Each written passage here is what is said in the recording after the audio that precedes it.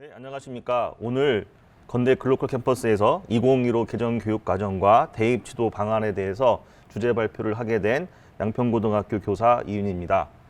오늘 제가 여러분들에게 그 2015 개정교육과정과 대입 지도 방안에 대해서 간략하게 제가 아는 범위 내에서 설명을 해드리도록 하겠습니다.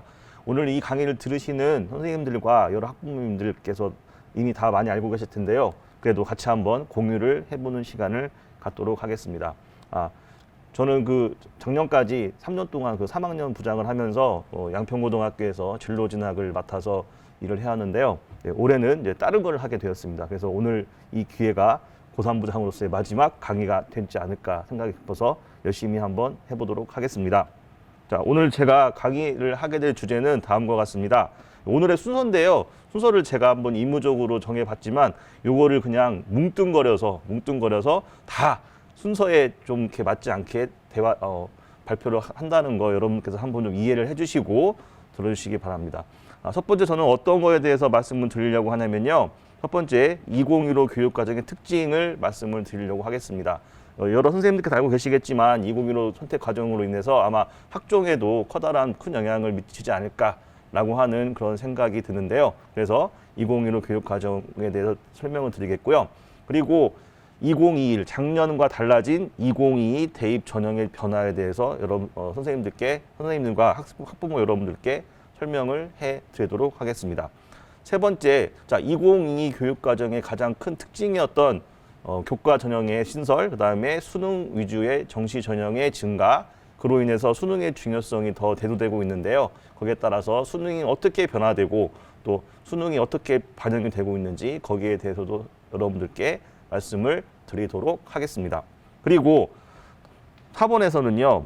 학종에서 중요시되는 역량을 위주로 말씀을 드리도록 하겠습니다. 이제 뒤에서 말씀을 드리겠지만 학생 생활기록부에 기재될 수 있는 내용들이 점점 더 적어지고 그다음에 요즘 분위기 코로나로 인해서 학교 생활이 위축이 많이 되어서 기재될 수 있는 내용이 많이 축소가 되었습니다. 그래서 앞으로 학종이 어느 부분을 더 중요시 여기고 어떻게 평가가 되어질 것 같은지 거기에 대해서도 같이 한번 말씀을 드리도록 하겠습니다. 자, 첫 번째 대입 제도의 변화 과정에 대해서 설명을 해드리겠습니다. 자, 제가 2018년도부터 고등학교 3학년을 지도하게 되었는데요.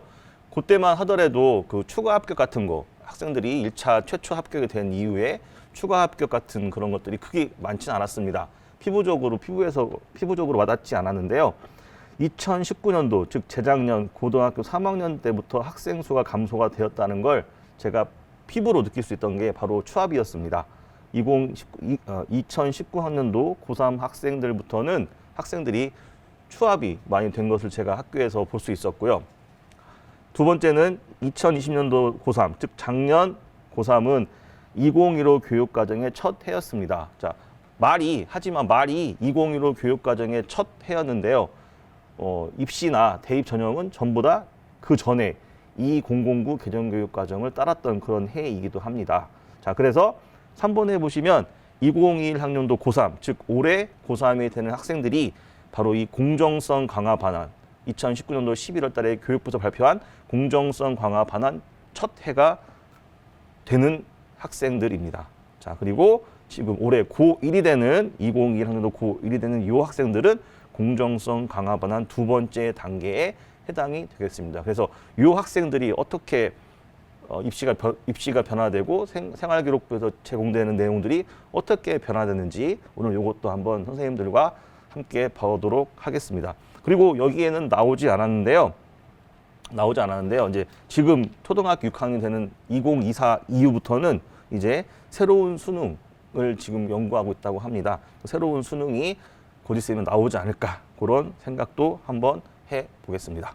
오늘 제 발표의 첫 번째 2015 교육과정의 특징에 대해서 한번 알아보도록 하겠습니다. 자, 2015 교육과정의 가장 큰 특징은 학생들이 교과목을 선택한다는 겁니다. 그에 따라서 얼마 전에 교육부에서 발표했듯이 고교 학점제가 시행됩니다. 저희 학교도 올해부터 고교 학점제 선도 학교로 지정이 되었고요.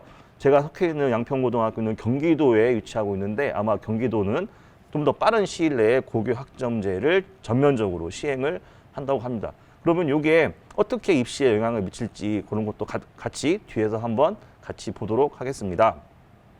자, 그럼 고교 학점제는 과연 뭐냐? 2015 개정교육과정의 가장 큰 특징인 고교 학점제는 뭐냐? 첫 번째는 뭐냐면요. 학생들은 진로와 적성에 따라 다양한 과목을 선택하여 이수할 수 있다는 겁니다.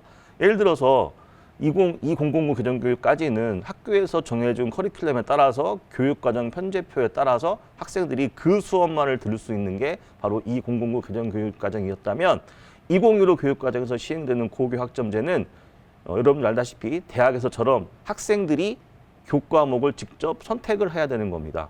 그래서 뒤에 보시면 어떠한 과목들을 학생들이 선택을 하는지 그런 예시도 한번 여러분과 같이 보도록 하겠습니다. 그래서 학생들이 다양한 과목을 선택하여서 이수를 한 후에 두 번째, 누적된 학점이 일정한 기준에 도달하면, 대학교랑 비슷하죠. 누적된 학점이 일정한 기준에 도달하면 졸업을 인정받는 제도였습니다. 자, 그래서 여기서 한 가지 고민스러운 부분이 있겠죠. 학교에서는요. 전에는 190일 중에 190일 학교에 오는 날 중에 190일 중에 190일 중에 3분의 2 이상을 그냥 학교만 오면 졸업이 되었습니다. 수업을 1교시에 오든 7교시에 오든 늦게 오든 일찍 오든 상관이 없었습니다. 하지만 고교 학점제가 시행되면 자기가 과목을 선택하고 누적된 학점이 일정한 기준에 도달하기 때문에 자기가 선택한 과목을 들어야 하는 그런 문제가 생깁니다. 그래서 그 출석에 관한 것도 한번 우리가 고민을 해봐야 될 것 같습니다. 그래서 누적된 학점이 일정한 기준에 도달하면 3번 졸업을 인정받는 제도가 고교 학점제의 특징이 되겠습니다. 자, 다음 보겠습니다. 그러면 고교 학점제에서 교과목 편성은 어떻게 하냐? 교과목 편성의 기본 방향을 한번 알아보도록 하겠습니다. 첫 번째, 보통 교과 위주로 편성을 합니다. 2015 교육과정에서는 뒤에서 보시겠지만 공통 과목과 보통 일반 선택 과목 그리고 진로 선택 과목이 있습니다. 그중에서 보통 교과 위주로 편성을 합니다. 그죠? 두 번째는 학교 지정 필수 교과를 최소화합니다. 자, 학교에서 지정을 하는 교과를 최소화해야 학생들에게 선택권을 더 보장할 수가 있겠죠. 네. 세 번째는 진로 지도를 가능하게 하는 교육 과정의 편성입니다. 자, 그리고요. 학생 성장을 기록하기 위한 이수 단위를 확보해야 됩니다. 그렇죠? 세부 능력 특기 사항 같은 거 쓰려면 어느 정도 주 몇 시간 이상의 수업이 보장이 되어야지 그게 너무 적으면 학생을 가르치거나 학생 성장을 기록하기 위한 그런 시간이 부족할 것 같아서 이렇게 기본 방향을 정한 것 같습니다. 다섯 번째는 과목 선택권을 보장합니다. 학생들이 자기 진로에 맞게 과목을 선택할 수 있도록 많은 기회를 주자는 취지입니다. 자, 그 첫 번째 제 소개를 할 때 제가 경기도 대입지도 리더교사를 작년에 하고 있었는데요. 그래서 각 학교에 학생들의 입시 컨설팅을 가보면 학교마다 과목 선택에 대한 특징점이 있었습니다. 올해부터. 어느 학교는 학생들에게 과목 선택권을 많이 줬습니다. 즉 여러 가지 과목을 개설을 해서 학생들이 선택하게끔 하는 그런 학교가 있는 반면에 어느 학교는 너무 정시 위주, 수능 위주로만 하다 보니 학생들에게 선택권을 주는 게 아니라 학교에서 자체적으로 과목군을 선택해서 그 과목군만 선택을 하게 그런 학교도 있었습니다. 하지만 2015 개정교육과정, 즉 고교 학점제에서는 학생들에게 과목 선택권을 보장을 해야 됩니다. 자, 근데 학교 현장에서 참 과목 선택권을 보장하는 게 쉽지 않습니다. 특히 한 선생님께서 여러 가지 과목을 개설해야 되는 그런 문제가 생기는데요. 이럴 때 수업 취소에 문제가 있기도 합니다. 그리고 그런 선생님들, 수업 취소가 많은 선생님들을 어떻게 대우를 해줘야 될지 그것도 우리 단위 학교에서는 한 번쯤 생각해 보아야 하지 않을까 그런 생각이 듭니다. 저도 개인적으로 영어 과목을 가르치는데 이 고교 학점제에 동참하기 위해서 제 부전공인 독일어 과목을 같이 가르치고 있습니다. 이 방송을 보신 그 충주 지역 선생님들 많이 계시겠지만 참고로 저는 제가 처음에 교직을 시작한 곳이 충주에 있는 바로 충주고등학교라는 거 한번 알아주시기 바랍니다. 그리고 여섯 번째 보시면 과목 위계에 맞는 선택, 심화학습 기회를 제공하였습니다. 즉 그래서 무슨 수학 1, 수학 2 해서 1과 2 그런 것들을 과목 위계에 맞게 제공을 하고 학생들이 선택하게끔 하고 또 일을 했으면 이 과목, 심화 과목을 공부할 수 있는 기회를 제공해야 된다라고 하는 게 이 고교학점제에서 교과목 편성의 기본 방향이 되겠습니다. 자, 그러면 이제 2022 학년도 이후 대입 전형에 대해서 한번 선생님들과 고민해 보도록 하겠습니다. 같이 한번 고민을 해보죠. 점점 더 이제 생활기록부에 아까도 말씀드렸듯이 생활기록부에 적어줄 수 있는 그 양이 점점점 줄어들고 이제 2022부터는 또 2022, 2023, 2024 점점 더 대학교에 제공하는 학생 생활기록부의 내용이 점점 더 제한적이 되었습니다. 그럼 이 상황에서 과연 대학교에서 어떻게 학종을 평가할 거냐라고 하는 그런 것도 한번 고민을 해봐야 되겠고요. 대학 측에서는 고민을 해봐야 되겠고요. 고등학교에서는 그렇다면 이 학종으로 그래도 학종이 많은 부분을 차지하고 있는데 그 학종으로 대학 학생들을 보내기 위해 어떠한 활동을 해야 되고 어떠한 고민을 해봐야 될지 학교에서 어떠한 고민을 해봐야 될지 그런 것도 한번 다 같이 생각해보는 시간을 가졌으면 좋겠습니다. 첫 번째, 2019년 11월 28일 날 대입 공정성 강화 방안이 발표가 되었습니다. 자, 그동안 대부분의 학교, 서울권에 있는 대부분의 학교가 학생부 종합 전형으로 학생들 선발을 하였습니다.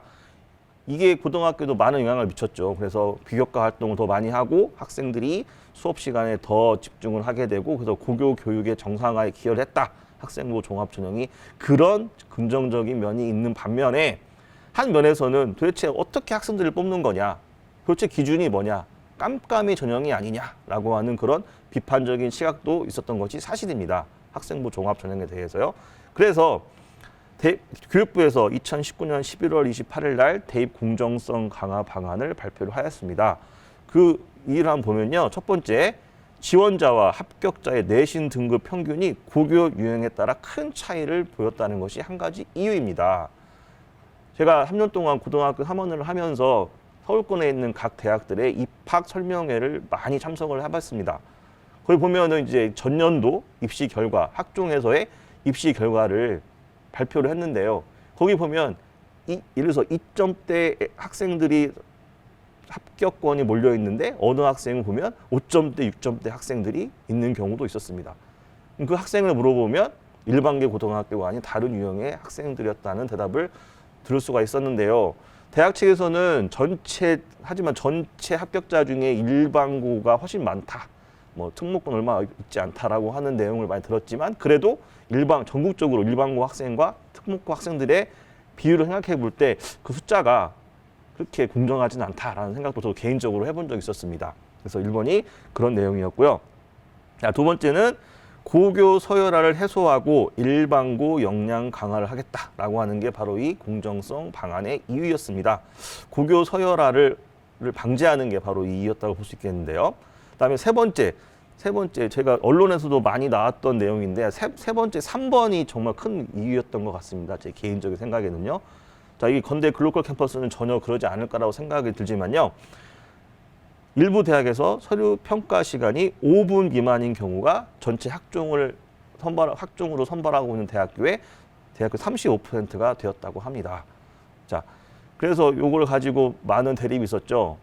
정시를 확대하자 측은 3년 동안 배운 거를 하루에 6시간 이상 시험 보는 거는 공정하지 않은 거고 3년 동안 학생들이 힘들게 정말 생기부 한번 만들어 보려고 했는데 그걸 단 5분, 10분 안에 보는 게 과연 이게 공정하냐? 라고 하는 그런 문제도 제기됐던 걸로 제가 기억을 하고 있습니다. 그래서 이런 이유 때문에 대입 공정성 방안이 발표가 되었습니다. 그래서 이게 바로 제가 그 교육부 자료에서 따온 건데요. 자, 그러면 대입 공정성 방안을 위해서 어떻게 바뀔 거냐라고 하는 것을 보면 첫 번째, 학생부 종합 전형의 운영 기반을 내실화하였습니다. 그다음에 평가 과정과 선발 결과가 공정한 대입 제도를 마련하겠다는 것이었습니다. 방금 말씀드렸듯이 깜깜이 전형이다. 과연 어떻게 해서 얘는 붙고 얘는 떨어지냐. 거기에 대한 구체적인 평가 내용이 없었기 때문에 바로 깜깜이 전형이다. 불공정하다라는 말을 학생부 종합 전형이 많이 들었던 것 같습니다. 세 번째, 사회 배려자 및 지역 학생의 고등교육 기회 확대. 그래서 2022부터는 사회 배려자, 농어촌이라든지 그다음에 차상위 계층, 한부모 가정 등의 그런 사회 배려자 전형이 많이 확대가 되었습니다. 그리고 고교와 대학의 대입 책무성 강화, 고교, 고등학교와 대학교의 책임을 더 강화하게 되었습니다. 그래서 첫 번째, 고등학교에서는 어떻게 전형자를 공정성을 강화하냐? 자, 정규 과정 외의 활동을 대입 반영을 폐지하였습니다. 뒤에 보시면 작년과 다르게 올해 고3부터는 점점 더 대학교에 제공할 수 있는 내용이 점점 더 축소가 되었습니다. 그걸 뒤에서 보겠고요. 자기소개서와 교사 추천서가 폐지되었습니다. 올해 고3 2022부터 자기소개서를 받지 않은 대학이 대폭 늘었습니다. 물론 올해 고3과 고2에 해당하는 2022와 2023은 자기소개서를 받는 거의 마지막 해입니다. 근데 대부분의 대학들이 지금부터 자기소개서를 받고 있지 않은 대학도 있습니다. 그다음에 교원의 학생부 기재 역량을 강화하고 교원의 비위행위 및 대해서 엄중하게 징계를 하겠다라는 게 바로 이 발표였습니다. 그다음에 대학에서는 그럼 어떻게 하냐? 평가의 투명성과 전문성을 강화하였습니다. 그래서 깜깜이 전형하지 말고 학종의 학생부 종합전형의 평가 기준 및 선발 결과를 공개를 하자라고 하는 거. 그다음에 회피, 배제 강화. 뭐 친척이 대학교 왔다거나 그럼 당연히 그분들을 입학사정관에서 빼야 되겠죠. 그리고 외부 사정관, 그 대학의 입학사정관이 아닌 외부에서 외부 인사를 참여시켜야겠다라고 하는 거. 그다음에 입학사정관 전문성 및 공공성을 강화하자라고 하는 그런 내용이 되겠습니다. 그래서 서울 지역, 우리가 알고 있는 서울대부터 쭉 대학에서 16개 대학이 학종으로 뽑는 인원, 논술로 뽑는 인원이 너무 많아서 이제 어떻게 하냐? 2022부터는 정시 수능 위주 전형을 확대하자라고 하는 것이 바로 이 공정성 방안의 일환이었습니다. 그래서 여러분들이 2022학년 올해 고3 학생들을 위해서 각 대학의 전형 계획을 보시면 작년과 올해의 차이를 많이 비교를 하는데요. 거기 보시면 가장 큰 특징이 정시 수능 위주의 전형을 30% 이상 선발하는 그런 내용일 겁니다. 한번 확인해 보시고요. 뒤에서도 제가 한번 언급을 또 하도록 하겠습니다.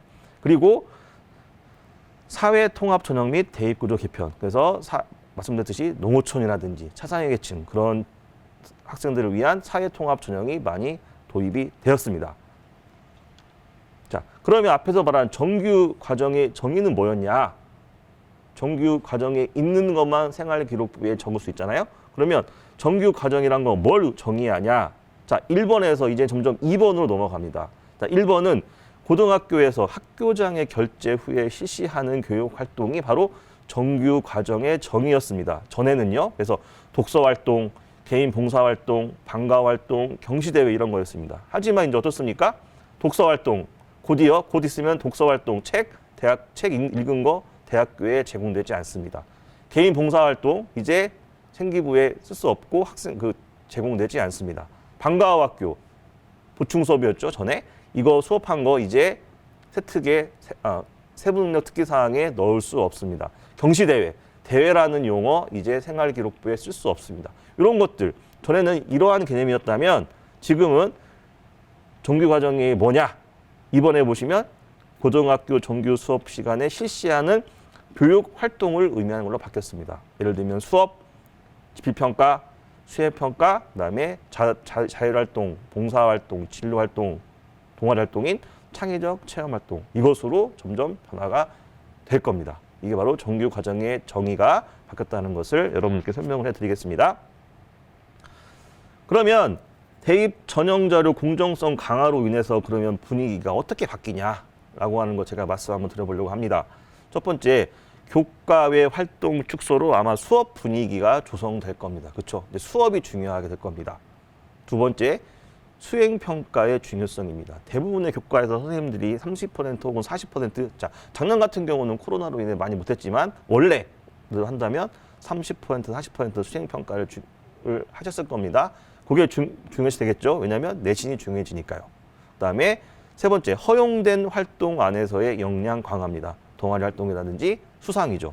수상도 자 올해 고3, 고2까지는 한 학기당 하나씩 총 5학기의 수상 경력을 대학교에 제출할 수 있지만 지금 고1부터는 수상 경력도 대학교에 제공이 되지 않습니다.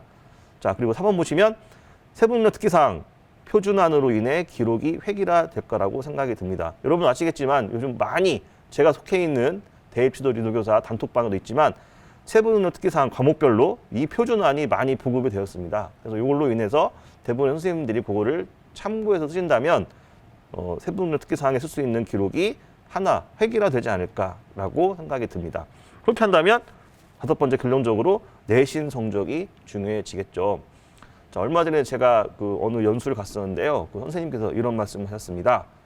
자, 학생부 기재가 제한적이고 제공할 수 있는 정보가 대학 측에 제공할 수 있는 정보가 점점 더 제한적이 되기 때문에 앞으로는 점점 더 내신 성적이 중요될 것이다. 학종에서 중요할 것이다. 거기에 반해 또 세부능력 특기 사항이 중요할 것이다 라고 말씀을 하셨습니다. 앞으로 그런 방향으로 가지 않을까라는 생각이 드는데요. 6번에 보시면 그래서 학생의 우수성은 앞으로 어떻게 평가를 할 거냐, 학종에서 어떻게 평가할 거냐 그러면 내신 성적과 그다음에 그 학생이 선택한 교과목, 아까 말씀드렸죠. 2015 교육과정은 교과목을 선택하는 게 특징입니다. 그래서 그 학생들이 선택한 과목, 자기의 진로를 위해서 선택한 선택 과목의 조합한 것이 그걸 가지고 학생의 우수성을 평가할 수 있지 않을까 그렇게 생각을 하고 있습니다.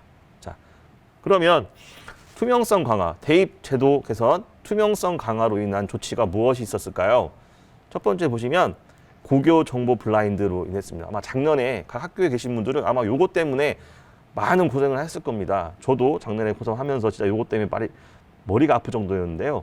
고교 정보 블라인드라고 해서 출신 고등학교를 알 수 있는 내용들을 다 일괄적으로 삭제를 했습니다. 그죠?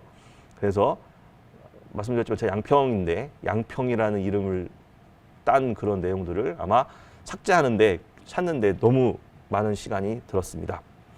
자, 그리고 두 번째로는 고교 프로파일이 폐지가 되었습니다. 제가 이거 2019년도에 고3 부장을 할 때 고교 프로파일을 제출한 적이 있었는데요. 자, 요거 하면서 정말 저도 머리가 아팠습니다.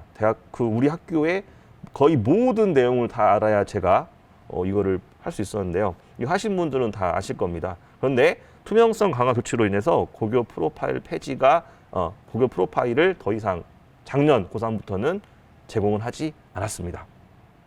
자, 그리고 두 번째, 세부 평가 기준은 공개를 해야 됩니다. 앞에서 보셨지만 학종에서 평가 기준, 표준 공개 양식을 개발하여서 모집 요강 등에 공개하는 것을 의무적으로 하였습니다. 그리고 세 번째, 고교 유형, 지역별 선발을 공개하도록 하였습니다.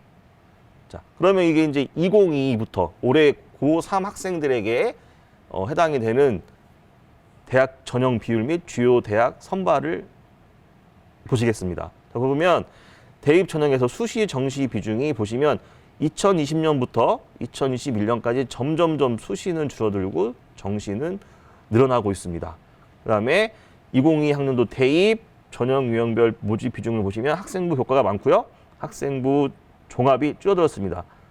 그런데 그 옆에를 보시면 2022 학년도 서울 16개 주요 대학 전형 유형별 모집 비율을 보시면 수능 위주가 거의 30% 이상입니다.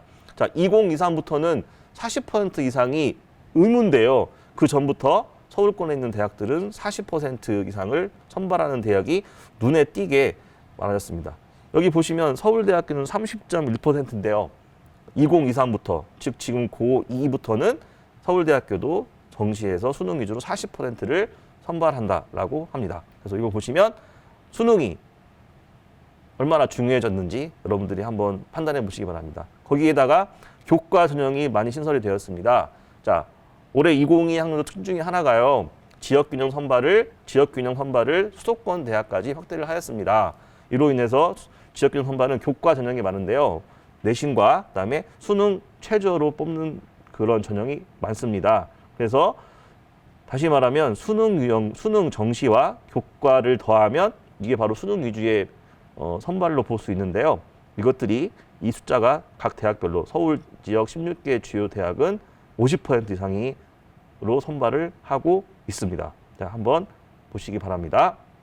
자, 학생부 종합 전형과 논술 위주 전형으로 쏠림이 있었던 서울 16개 대학, 지금 옆 밑에 박스 안에 보시는 건국대부터 한양대까지 16개 대학은 학생부 종합 전형과 논술 위주 전형이 되게 많았습니다. 자, 그래서 이런 학생을 대상으로 23학년도, 즉 올해 고2가 되는 2023 학년도까지 수능 위주 전형을 40% 이상 완성을 해야 된다라고 하는 게 교육부의 방침이었습니다. 그런데 방금 앞에서 보였듯이 2022 학년도, 올해 고3이 해당되는 2022 학년도 입시부터 벌써 40% 이상의 신입생을 선발하는 대학들이 점점 더 늘어났습니다. 자, 그 다음 보겠습니다. 그리고 올해 2022부터 바뀌는 게 하나가요. 교과 전형의 확대입니다. 무슨 말이냐? 여기 지금 제가 가로치고 학추와 지역 균형을 적어주셨는데요. 예전에 지역 균형은 각 지방대학, 국립대를 중심으로 지역 균형 전형이 있었습니다. 학추는 학교당 추천 전형은 서울권에 있었지요. 근데 요거를 확대를 시켰습니다. 그래서 서울권에 있는 대학, 수도권에 있는 대학들도 지역 균형이라고 하는 이름으로 학생들을 선발을 하게 되었습니다. 그래서 제가 보여준 PPT에 보시면 쭉 몇 개의 대학의 전형명과 그 모집 인원 등을 제가 정리를 해놨습니다. 이거 보시면 건국대 같은 경우도 지역 균형, 자 고려대 학교 추천, 광운대 지역 균형, 그다음에 동국대 학교장 추천, 상명대 고교 추천 이런 식으로 학교장 추천 전형과 지역 균형을 이렇게 선발을 하게 되겠고요. 모집 인원도 이렇게 나와 있습니다. 그리고 옆에 보시면 수능 최저 학력 기준이 있냐 없냐라고 하는 겁니다. 그다음에 각 대학별로 각 고등학교에서 우리 대학을 오려면 추천 제한이 있냐 없냐라고 하는 것까지 쭉 되어 있습니다. 여기에 더해서 각 대학별로 원래 있었던 교과 전형, 교과 우수자 전형이라든지 학생부 100% 하는 교과 전형도 그걸 동시에 운영하는 대학교도 있으니까 여러분들이 대학교에 지원하실 때 다시 한번 확인을 해 주셨으면 좋겠습니다. 자, 그러면 이 교과 전형에서의 전형 요소는 뭐가 있을까요? 자, 2022 학년도, 올해 고3 해당하는 2022 학년도는요, 서울대와 서울교대를 제외하고 교과 전형을 실시합니다. 연세대학교도 교과 전형이 신설이 되었습니다. 자, 이 교과 전형에서는 학생부 100 전형으로 뽑는 게 있습니다. 자, 덕성여대 같은 경우는 학생부 100 전형이 있고, 그다음에 고교 지역균형 전형이 또 있습니다. 그래서 대부분 학생부 100% 전형은 대부분 수능 최저 기준을 적용합니다. 높은 상관관계가 있다는 얘기는 최저 기준을 맞춰야 당연히 합격한다는 얘기겠죠. 자, 학생부만으로 선발하는 대학은 또 있습니다. 그럴 때는 합격선이 매우 높이 형성이 됩니다. 당연한 말씀이겠죠. 그다음에 학생부와 면접을 가지고 선발하는 요소가 있습니다. 이럴 때 학생부도 중요하겠지만 면접의 역할이 상대적으로 커지는 경향이 있습니다. 그다음에 학생부, 즉 내신 성적과 서류, 정성 평가를 같이 하는 것도 있습니다. 자, 이런 전형 요소가 있다는 거 선생님들이 한번 알아보시고 학생들도 한번 체크해 보시기 바랍니다.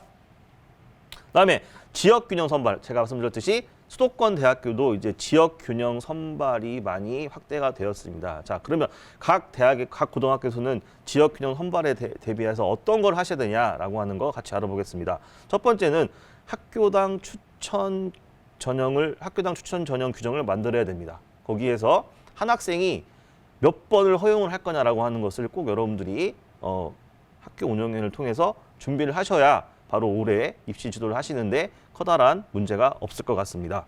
자, 두 번째, 추천 대상의 내신 성적 하락이 예상됩니다. 인원수가 당연히 많으니까요. 예상이 됩니다. 그다음에 충원 합격이 증가합니다. 우리가 전에도 학생부 종합전형과 학생부 교과 전형의 그 입시를 보시면 학생부 종합전형은 이탈률이 별로 많지 않지만 교과 전형은 충원 합격이 많이 돕니다. 그로 인해서 충원 합격이 증가하고 정시 2월 인원이 증가할 것으로 생각이 됩니다. 하지만 상위 대학은 기존과 동일할 것으로 예상이 됩니다. 자, 이로 인해서 수도권 학생들에게는 많은 기회가 주어질 거라고 생각이 듭니다. 자, 그러면 다시 한번 전형자료 공정성 한번 말씀드려보겠습니다. 그러면 자, 앞으로 학생부 종합전형을 위해서 비교과 축소되는데 그럼 뭐가 중요시 될까요? 그러면 수업에 집중을 하게 되겠고요. 두 번째, 기재 가능한 교내 활동을 내실화해야 되는 게 필요합니다. 즉 자율활동 같은 거, 전에 같은 경우는 자율활동을 한 학년이 일괄적으로 하는 경우가 많았습니다. 하지만 이제는 그렇게 하는 것보다 각 반별 특색을 살려서 어떤 나름대로 그런 준비를 하시는 게 좋지 않을까 생각이 듭니다. 그래서 3번 학생부 우수성. 아까 보여드렸듯이 내신 성적과 전공 관련 과목으로 학생의 우수성을 판단하지 않을까라고 하는 생각이 듭니다. 그리고 학생부 종합 전형의 평가 방식의 변화가 예상이 됩니다. 예를 들어서 무슨 말이냐면 대부분의 입학사정관님들은 학생들의 학업력을 평가할 때 성적이 1학년 1학기부터 3학년 1학기까지 쭉 향상되는 이런 그래프를 되게 좋아하십니다. 근데 이때는 한 고등학교에서 전체 학생들이 하나의 커리큘럼을 가지고 공부할 때는 그때는 가능하였지만 이제 2015 개정 교육과정으로 인해서 학생들이 자기가 필요한 과목을 선택을 합니다. 그런데 그러면 학생 수강자 수가 많을 수도 있고 적을 수도 있는데 바로 그 수강자 수가 적을 때 성적이 많을 때보다 낮을 수도 있잖아요. 근데 그거를 옛날처럼 똑같이 그래프가 올라가야만 좋다고 평가를 할 수 있을지 거기에 대해서도 대학교 측에서는 한번 고민을 해봐야지 않을까라고 하는 그런 생각이 듭니다.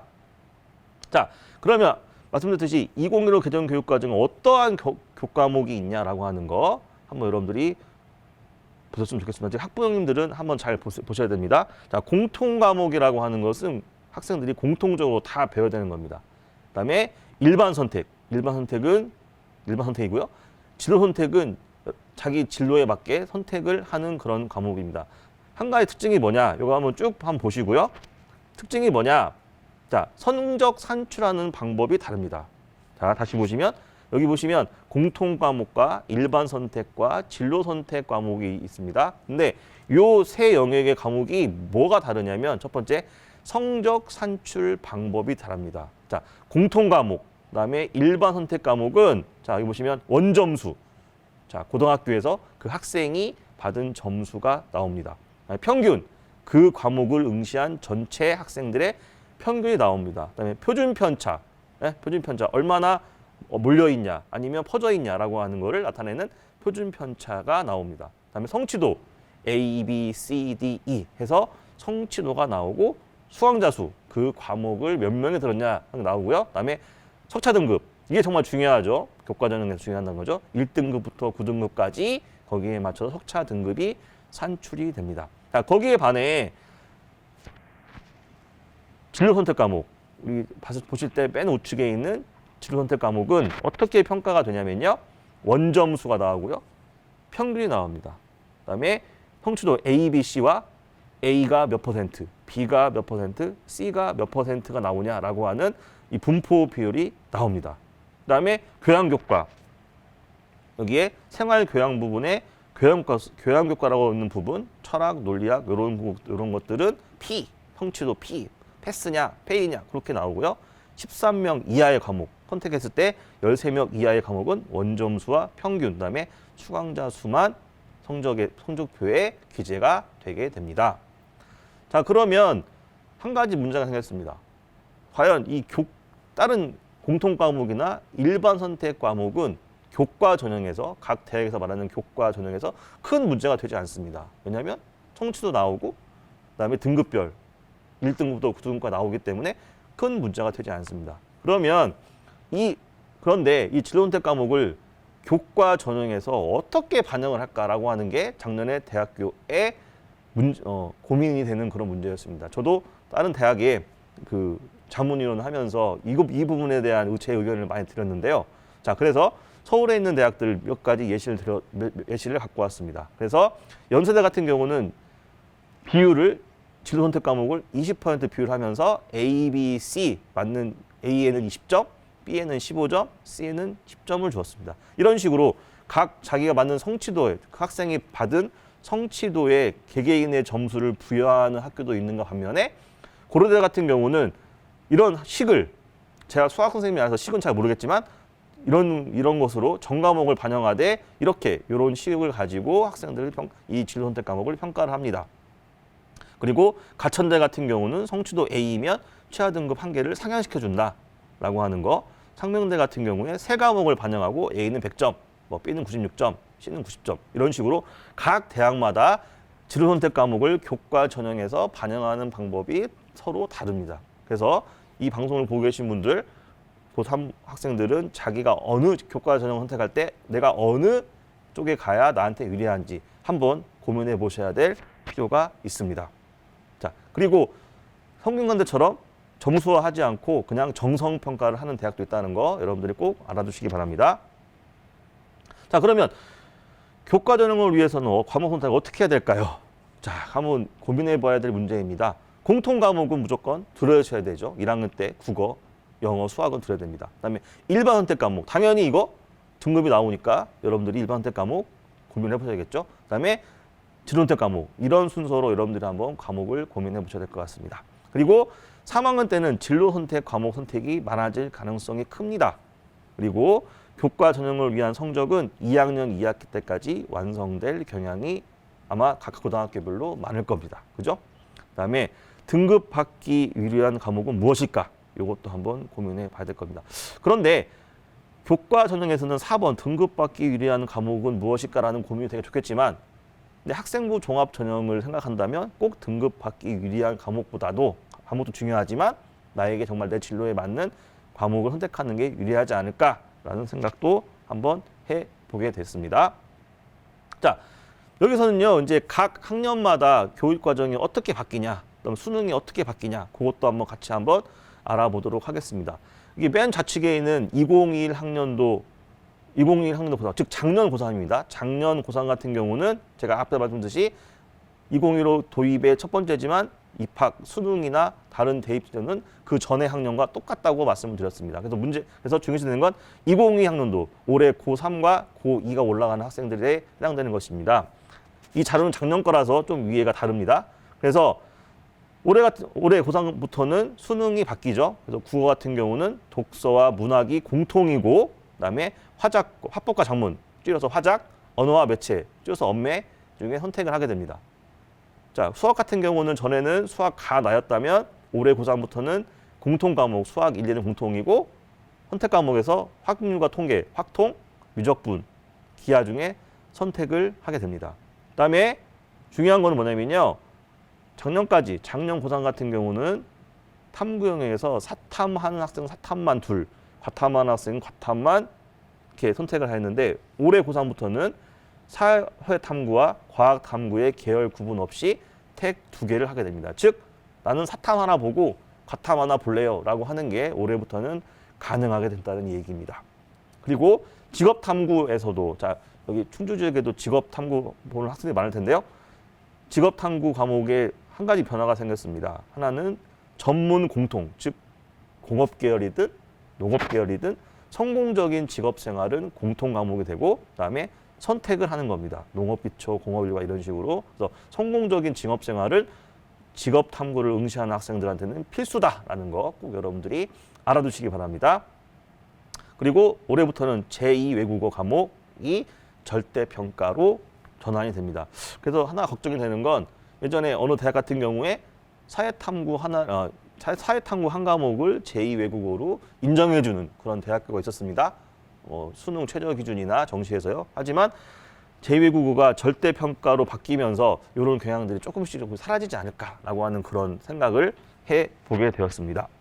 자, 그래서 요건 뭐냐면요, 이제 생활기록부에 어떻게 기재가 바뀌는지, 어떻게 제한이 되는지 한번 제가 정리를 해봤습니다. 물론 이것도 다른 선생님이 주신 거를 제가 이제 따왔는데요.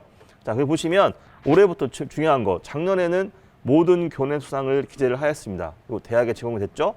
그런데 올해 고3, 올해 고2부터는 보시면 아시겠지만 한 학기에 하나씩, 그러니까 수시에 응시할 때는 총 5개의 상만 여러분들이 선택을 해서 대학교에 보낼 수 있습니다. 그리고 진로 희망사항, 희망사유를 적지 않습니다. 즉 진로 희망사항이 없습니다. 그래서 대학교에 제공되지 않습니다. 그렇죠? 그걸 꼭 여러분들이 알아주셔야 됩니다. 그다음에 봉사활동 특기사항은 미기재, 그런 것도 있습니다. 그래서 쭉 한번 읽어보시고 과연 어떻게 올해 고등학교 2학년 3학년과 올해 고1이 어떻게 바뀌는지 한번 여러분들이 이걸 보시고 준비를 하시면 좋을 것 같습니다. 자, 여기 보시면 고1, 올해 고1 같은 경우는 수상이 대입에 미반영이 됩니다. 그다음에 진로 자격증 같은 것도 대학에 미제공됩니다. 그래서 가장 큰 거는 수상이 이제 대입에 미반영되고, 맨 밑에 보시면 독서 활동도 대입에 미반영된다는 것입니다. 그리고 중간에 보시면 개인 봉사활동 실적도 대학교 대입에 미반영된다는 것입니다. 이러한 변화가 올해 고1들에게 해당이 됩니다. 그래서 저희들 지금 학교에서 가장 고민하고 있는 게 과연 고2, 3과 고등학교 1학년의 수상 대회를 어떻게 될 거냐. 고등학교 1학년은 수상이 반영이 안 되는데 그러면 이걸 어떻게 다른 방법으로 생기부에 녹여낼 수 있을 거냐라고 하는 것을 여러 선생님이 고민하고 계시고 아마 이걸 보시는 여러 학교에서도 이거 가지고 많이 고민을 하실 거라 생각이 듭니다. 자, 그러면 수상 실적 어떻게 선택할까요? 제가 속해 있는 단톡방에서 저도 이걸 한번 보고 다운받아 봤는데요. 이렇게 되지 않을까? 많은 선생님이 예상을 하십니다. 수상 실적을 선택을 한다잖아요. 그럼 애들이 우리가 수시할 때 8월 31일을 기준으로 해서 대입 전형자료를 생성을 합니다. 그럴 때 어떻게 하냐? 학생이 체크를 해서 이거를 담임 선생님이 이제 해서 그 전형 자료를 보냅니다.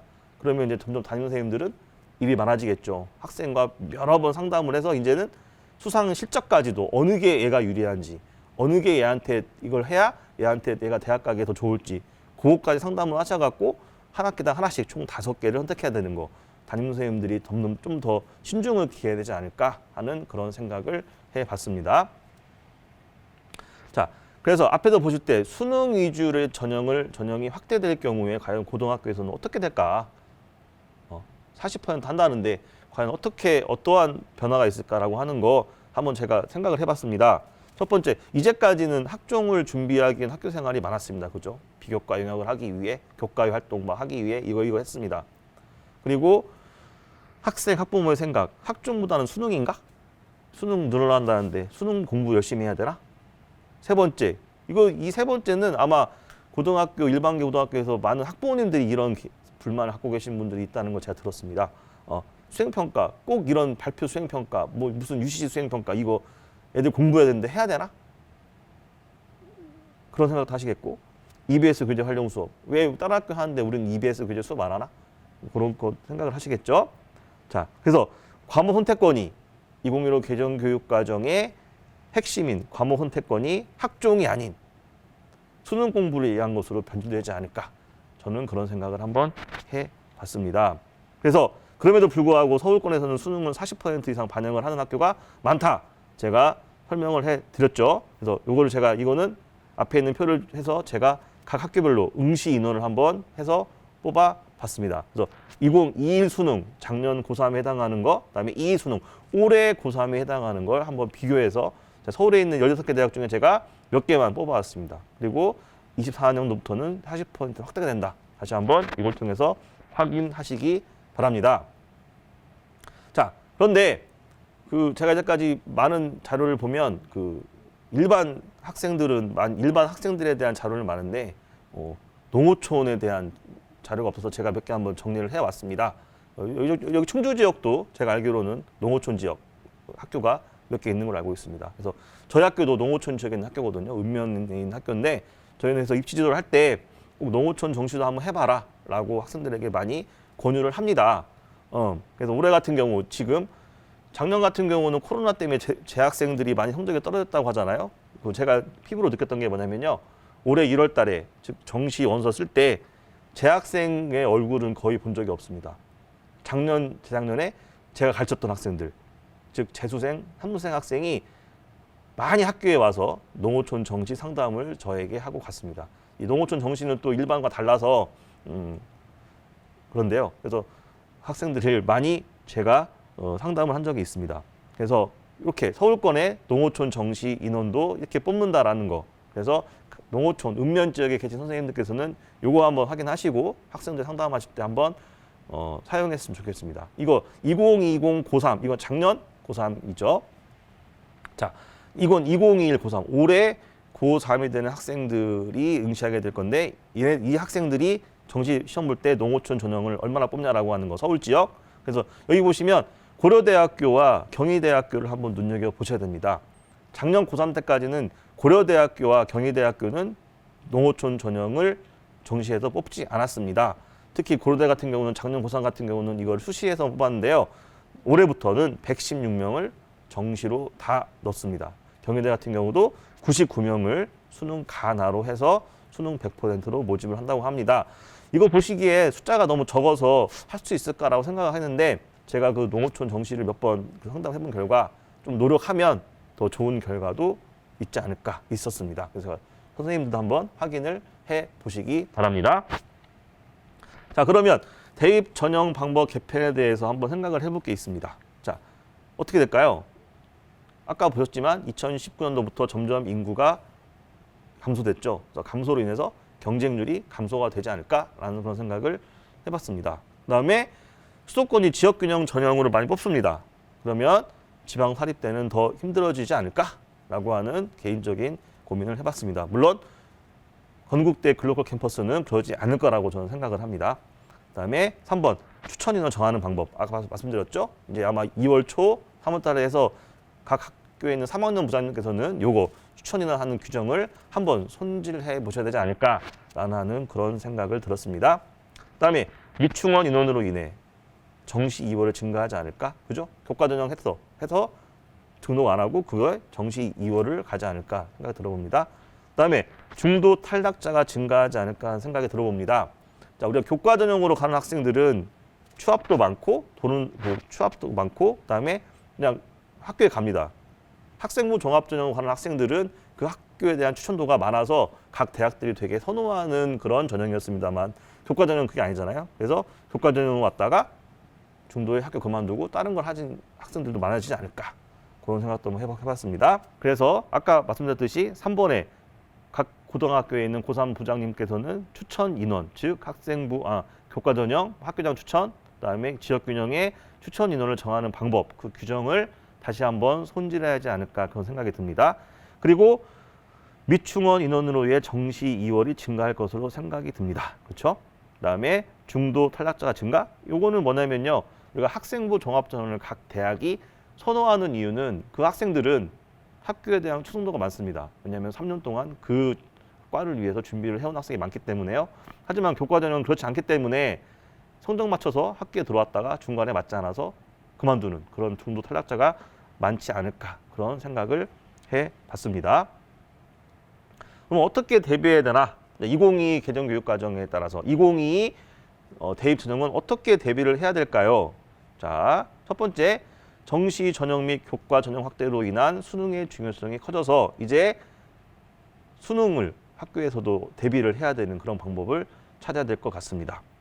자, 두 번째 생활기록부 세부 능력 및 특기 사항이 중요되었습니다. 아까서 말씀드렸듯이 점점 더 생활기록부에서 쓸 수 있는 내용과 그 다음에 대학 측에 제공할 수 있는 그런 정보가 제한되기 때문에 특히 가장 중요한 거 내신 성적, 그다음에 성적, 그다음에 교과별로 세부 능력 및 특기 사항이 중요하지 않을까라고 하는 생각이 듭니다. 이거는 제 의견뿐만 아니라 각 대학의 입학 사정관님들의 공통된 의견이기도 하였습니다. 그다음에 한번 내신 등급이 학업 역량을 보여준다면 선택한 교과, 학생부 종합전형에서 그 학생이 지원자가 선택한 교과가 전공 적합성 및 진로 희망이 되지 않을까. 왜냐하면 진로 희망 사항이 제공이 안 되니까 그 학생을 어떻게 하냐? 그러면 그 학생이 선택한 과목으로 그 학생을 평가할 수 있지 않을까. 저는 이런 생각도 한번 해봤습니다. 알다시피 앞에서 설명드렸듯이 고교 프로파일이 이제 대학 제공이 되지 않습니다. 그러나 대학교에 제공되는 건 딱 두 가지입니다. 하나는 그 학생이 고등학교 3학년 다니면서 그 학교에서 만들어낸 교육과정 편제표와 그 학생이 그 교육과정 편제표 안에서 수강한 과목, 그 학생의 수강 과목 리스트, 요 두 개는 대학 측에 제공이 됩니다. 그래서 그런 걸 통해서 그 학생들의 진로 희망을 어렴풋이 알 수 있지 않을까라는 그런 생각도 해봤습니다. 자, 그러면 수능은 어떻게 변할까? 아까 말씀드렸죠? 아까 선택 과목 말씀드렸습니다. 직업 탐구. 자, 이거 보시는 혹시 특성화고 선생님들, 학생들, 대학 가고 싶은 특성화고 학생들, 정시로 특성화 전형에 가고 싶은 학생 있으면 직업 탐구 꼭 하라고 해야 됩니다. 제가 왜 여기 농업기초기술 적었냐면 저희 학교는 농업계열 학생도 있기 때문에 이렇게 적어놨습니다. 그다음에 국어 총 45문제 중에 국어 문학 공통과목 34문제 선택 과목 아까 말씀드렸죠? 언매와 화작 11문제 나옵니다. 11문제 나옵니다. 그다음에 수학 수학 1과에는 공통, 그다음에 선택, 기하나 미적, 그다음에 확통에서 8문제 나옵니다. 이런 거 한번 제가 설명을 해드렸는데요. 5번에서 대학별 반영 과목을 꼭 확인해야 됩니다. 여러분들이 20 각 대학에 들어가셔서 내가 지원하고자 하는 과가 특히 자연계열 잘 보셔야 됩니다. 내가 들어가고자 하는 학과가 수학에서 미적을 하는지 기하 미적 하면 되는 건지 아니면 확통도 되는 건지 그거 한번 꼭 확인을 하셔야 됩니다. 자, 이거는 그냥 넘어가겠습니다. 자, 그다음에 2022 학년도의 가장 커다란 특징 중에 하나가 약학과를 모집한다는 겁니다. 전에는 약학과가 2+4 해가지고 2년 동안 생명계열에 관한 수업을 듣고 거기에 대한 학과에 지나가 듣고 난 다음에 PET라는 시험을 봐서 아마 제가 들어가는 걸로 알고 있습니다. 근데 올해 고3부터는 약학과를 학부에서 모집을 합니다. 자, 학생부 교과 전형으로 모집하고요. 그다음에 학생부 종합도 있고 또 정시에도 있습니다. 자, 여러분들이 약학과에 혹시 들어가고 싶으신 분들은 각 대학에서 여기 나온 대학에 들어가서 한번 전형 요강을 한번 확인을 해 보시기 바랍니다. 자, 그러면 약학과를 학부로 모집하면서 어떠한 현상이 벌어지게 되냐면 전에 생명과학 쪽으로 갔던 학생들이 이쪽으로 몰릴 가능성이 크겠죠. 그래서 생명과학 쪽의 학과는 약간 좀 커트라인이 낮아질 수도 있지 않을까라는 생각을 조심스럽게 해 봤습니다. 자, 그러면 기존과 다른 변화에 따른 대비는 어떻게? 학생부 종합 전형에 대해서 한번 알아보도록 하겠습니다. 자, 그러면 대비는 어떻게 하냐? 이런 걸 한번 선생님들이 앞에서 제가 한번 얘기했던 겁니다. 2015 개정교육과정도 적용된다고 하고 학령 인구는 감소된다고 하고 수도권 정시 인원도 증가한다고 하고 지역균형, 교과 전형이 증가한다고 하고 생활기록부도 변화되고 비교과 활동도 감소된다는데 그럼 어떻게 대비할 거냐라고 하는 거 보겠습니다. 하지만 그래도 학종은 유지됩니다. 비율로 보면 그래도 학종은 많습니다. 그러면 어떻게 할까요? 학종 대비 수능 해야 됩니다. 학종에서도 수능 최저를 선택하는 대학이 많습니다. 예를 들어서 경희대 네오르네상스 전철했습니다. 왜 했냐면 작년 같은 경우는 이 전형이 수능 최저가 없었습니다. 하지만 올해 고3부터는 생겼으니까 한번 꼭 확인해 보시기 바랍니다. 그다음에 일반고에서는 아까 말씀드렸죠. 성적을 이기는 스펙이 없다라고 말씀하시는 분들이 점점 많아지고 있습니다. 즉 학업 능력에서 성적을 보겠다는 거죠. 그래서 내신 성적 꼭 중요시해야 됩니다. 그다음에 아까 말씀드렸듯이 수업 시간에 정말 잘 듣고 활동을 많이 해야 됩니다. 왜냐하면 세특이 중요시 되거든요. 그다음에 네 번째, 쭉 학생부 종합전형에서 제일 중요한 건 뭐냐면 그 생기부에서 여러분들이 일관성, 확장성, 전공에 대한 그런 것들을 보여줘야 됩니다. 그런 것들은 각 대학에 가면 여러분들 그 학생부 종합전형 가이드북이나 전공 가이드북이 있습니다. 각 대학 홈페이지에 보시면 그걸 한번 꼭 참조하셔서 이런 거 한번 생각을 해 보시기 바랍니다. 그리고 5번, 교과 선택입니다. 내가 가고자 하는 학과에 필요한 과목은 그 고등학교에 있다면, 개설이 되어 있다면 들어야 됩니다. 그렇죠? 만약에 공대를 가는데 물리학을 듣지 않았다. 과연 그거를 내가 학점을 지원했을 때 입학하정관님들이 그걸 과연 좋게 볼 것인가? 그걸 한번 여러분들이 고민을 해 보셔야 될 것 같습니다. 자, 그러면 선택 과목과 진로는 어떻게 할 거냐? 자, 종합전형을 고민한 다음에 한번 정말 생각해 봐야 됩니다. 앞에서 진로사항, 희망사항이 미제공되니까 교과목 선택이 중요할 수 있습니다. 그걸로 그 학생의 진로 희망을 생각할 수 있겠습니다. 자, 그다음에 과목 선택의 핵심이라는 거, 그다음에 전공 적합성, 동아리, 독서, 진로 희망인데 고1 같은 경우는 독서와 진로 희망 같은 게 이제 없죠. 그럼 과연 이거 어떻게 보여줘야 될까? 세특에서 어떻게 보여줘야 될까? 그런 걸 한번 생각을 해 보셔야 될 것 같습니다. 그래서 기존의 2015 교육과정 이전에는 학생부 종합전형의 평가 요소가 교과 성적, 교과 활동, 그다음에 교과 외 활동이었다면 올해 고3부터는 학생부 종합전형의 평가 요소가 교과 성적, 그다음에 선택 과목, 교과 활동, 교과 외 활동이 되지 않을까 이렇게 생각을 해 봤습니다. 자, 그러면 수강에는 전공 과목 들어야 되나요? 전공과 관련했다면 들어야 됩니다. 그래서 어떤 방법으로 수강을 했는지, 개설 여부가 대학교에서는 그 과목이 개설됐는지, 이수자는 몇 명인지라는 거 꼭 한번 확인을 하셔야 됩니다. 50명이 이수한 과목과 15명이 이수한 과목을 과연 대학교에서는 어떻게 이 평가를 해야 될지 이것도 한번 고민을 해보셔야 될 것 같습니다. 자, 그다음에 작년과 다르게 올해부터는 또 자기소개서가 바뀌었습니다. 자, 자기소개서는 올해 고2와 고3이 자기소개서의 마지막입니다. 현재 고1부터는 자기소개서를 받지 않습니다. 그러니까 근데 올해 고3 같은 경우는 고3, 고2는 이 양식을 한번 보시고 자기소개서를 한번 써보셔야 됩니다. 대부분의 학생들은 자기소개서를 언제 쓰냐면 저희 학교만 그런지 모르겠습니다만 수시 원서 수시 3학년 1학기 2차 지필평가 기말고사가 끝난 다음에 자기소개 쓰는 학생들이 많습니다. 과연 그게 나쁘다고 볼 수는 없지만 제 개인적인 생각에는 이런 거를 한 학기별로 한 번씩은 써서 나중에 종합하면 더 좋지 않을까 그런 생각이 들어봤습니다. 그리고 작년에 비해 작년 같은 경우 작년까지는 공통 3개의 각 대학별 하나였다면 자율 하나였다면 올해부터는 많이 축소가 됐습니다. 공통이 2개고 대학 자율이 하나입니다. 또 얼마 되지 않으니까 한번 지금부터 한번 연습을 해보시는 게 좋지 않을까라는 그런 생각을 해봤습니다. 자, 그러면 제가 말씀드리고자 하는 건 이겁니다. 일반계 고등학교에서 저도 일반계 고등학교에 있지만 또 교사의 역량은 무엇일까요? 저는 이렇게 생각합니다. 학생의 진로에 따른 교과 선택을 주도를 해야 된다. 그냥 학생부 종합전형은 여전히 존재하고 있고 또 학생들이 진로에 따라서 선생님들이 이거를 해 주셔야 됩니다. 제가 작년에 경기도 대학 진학 리더 교사를 하면서 학부모들과 상담할 기회가 있었습니다.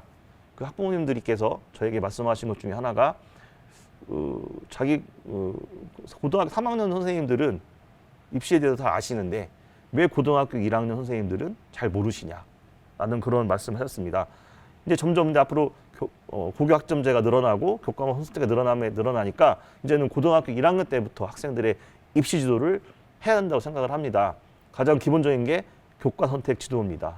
학생들에게 네가 이 전공을 가기 위해서 이러한 과목을 들어야 된다는 거 담임 선생님들이 꼭 해주셔야 되지 않을까, 1학년 때부터 하셔야 되지 않을까 그런 생각을 듭니다. 두 번째, 자신의 과목에 대한 수능 지도 전문성입니다. 아까도 말씀드렸듯이 교과 전형에서 수능 최저가 많이 생겨나고 그다음에 정시 전형이 많이 늘어나기 때문에 자신의 과목에 대한 수능 지도, 수능 문제 해결에 대해서 자신감을 가지고 그렇게 수업을 하셔야 되지 않을까라는 그런 생각이 듭니다. 그다음에 세 번째, 방금 말씀드렸던 올해부터 변화된 자기소개서 지도도 아마 하셔야 되지 않을까. 왜냐하면 한 학기 제가 말씀드렸죠. 몰라서 쓰지 말고 3학년 1학기 때 한 번에 쓰지 말고 학기당 한 번 혹은 학년당 한 번씩 학생들을 쓰도록 지도를 한다면 더 좋을 것 같으니까 한번 학생들에게 자기소개서 한번 써봐라. 그리고 그것도 한번 지도를 해볼 수 있는 그런 역량도 필요하시지 않을까라는 그런 생각도 들었습니다. 아시다시피 자기소개서는 생활기록부, 학생들의 생활기록부를 기반으로 해서 하셔야 된다는 거 꼭 알려주시기 바랍니다. 그다음에 학생부 종합전형을 위한 면접 지도도 하셔야 하지 않을까. 그죠? 학생부 종합전형 2단계에서는 면접을 보는 학교가 많습니다. 그러면 그 학생, 내가 지원한 이 학생이 과연 어느 유형의 면접을 보는지, 서류 기반 면접인지 아니면 재취문 기반 면접인지 그것도 파악하셔서 학생들에게 면접 지도할 수 있는 역량도 기르셔야 하지 않을까라는 생각이 듭니다. 그리고 5번, 제일 중요한 것 같습니다. 세부 능력 및 특기 사항에서 수업을 한 후에 그 학생의 발전, 역량, 그다음에 그 학생의 발전하는 모습 그런 것들을 세부 능력 특기 사항에 담아낼 수 있는 그런 역량을 길러야 되지 않을까 그런 생각을 해봤습니다. 자, 그러면 또 몇 가지 고민을 제가 해봤습니다. 그러면 고교 프로파일이 제공되지 않는데 정말 이게 긍정적이냐? 저는 이거를 그렇게 긍정적으로 보지는 않습니다. 고교 프로파일에는 그래도 그 고등학교만의 어떤 특색 사업이라든지 그 학교의 특징이 있는데 이거를 미제공한다면 과연 대학에서는 그 학생을 어떻게 평가할까? 평가하는 요소가 하나가 없어진 것이 아닐까라고 하는 그런 걱정도 되고요. 2번, 자기소개서 폐지. 올해부터 폐지는 아니지만 점점 많은 대학교에서 자기소개서를 보지 않습니다. 그럼 자기소개서가 폐지면 이게 공정성 강화일까요? 자기소개서가 폐지된다면 대학교에서 입학사정관님들은 그 학생을 평가할 수 있는 하나의 요소가 빠진 게 아닐까? 그런 생각도 해봤습니다. 그다음에 수능 전형 증가로 인해 교실 수업은 이게 정말 고민이 많이 됐습니다. 어떻게 할까요? 특히 저희 학교 같은 경우는 저기 농어촌에 있는 학교라서 학생들이 수능에 대한 대비가 잘 되지 않은 학교인데요. 아마 여기 있는 계신 선생님도 그런 학교가 많으실 겁니다. 과연 이 학생들을 위해 수능 수업을 해야 될까 말까 한다면 어떤 식으로 해야 될까라고 하는 고민 여러분도 아마 하고 계실 겁니다. 그다음에 선택 과목, 국어, 수학 선택 과목 생겼잖아요. 사탐, 과탐도 번갈아 가면서 할 수 있고 그러면 선택 과목이란 특과 실이 무엇일까? 이것도 한번 고민이고 5번에 보시면 과연 이 고교 학점제를 해놓고 고교 학점제는 제가 생각하기에 학생부 종합 전형과 맞는 그런 제도인 것 같은데 과연 이게 정시가 확대되고 수능 최저가 확대되는 이런 전형의 대입 제도와 잘 어울리는 걸까? 라고 하는 거 한번 제가 고민을 해보았습니다. 자, 여기까지 제 강의는 마쳤습니다. 그래서 학생들의 능력을 공정하게 평가하고 평가 결과를 가지고 그들이 더 발전할 수 있는 기회를 주는 것이 교사의 역할이라고 저는 생각합니다. 지금은 제가 보람이 뭐냐면 좋은 대학을 보내는 게 저의 보람이었고 이게 가장 중요하다고 생각을 하지만 앞으로는 저도 이제 나이를 먹으면 다른 방향으로 생각하지 않을까 그런 생각이 들었습니다. 네, 오늘 긴 시간 재미없는 강의 들어주셔서 감사합니다. 네, 이상입니다.